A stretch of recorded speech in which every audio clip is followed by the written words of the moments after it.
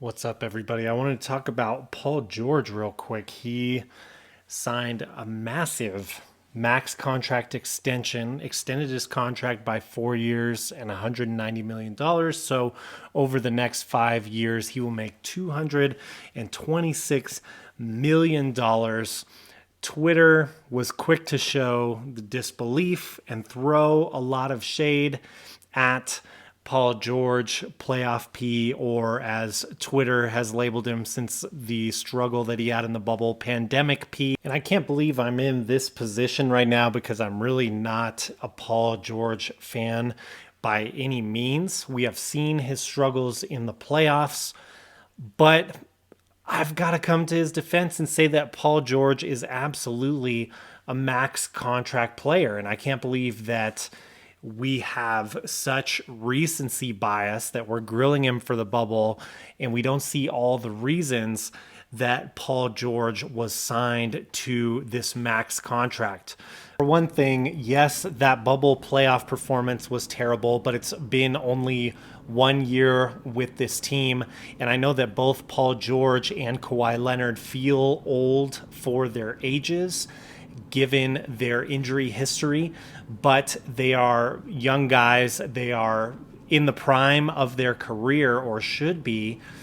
And this team still has title potential. And again, I can't believe that I'm saying this because I think they have serious chemistry issues that they need to work on to be able to be worthy of that consideration. And I'm certainly going to be holding a lot of doubt against the Clippers in my predictions coming up on future episodes of the podcast. But they are absolutely in contention for a title if Kawhi Leonard and Paul George are healthy.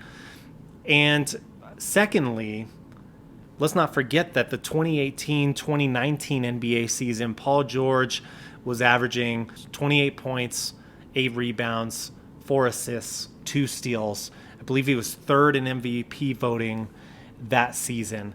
That is a big part of why Paul George commands a max contract, because he does have the potential to put up those types of numbers.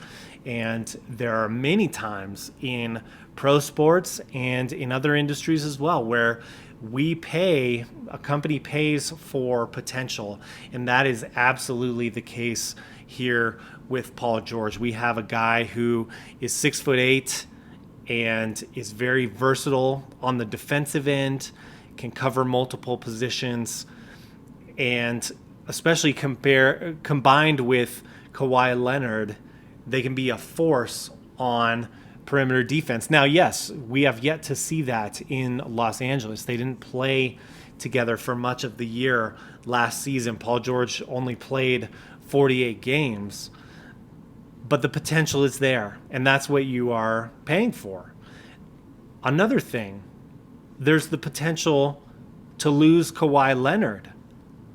So by securing Paul George, you are telling Kawhi Leonard, and maybe after last year, chemistry is so bad that this is negative, but you would have to assume you like the dynamic of telling Kawhi Leonard, hey, we have this other star player locked in, who is going to be on this roster with you for the next 5 years if you hang around with us.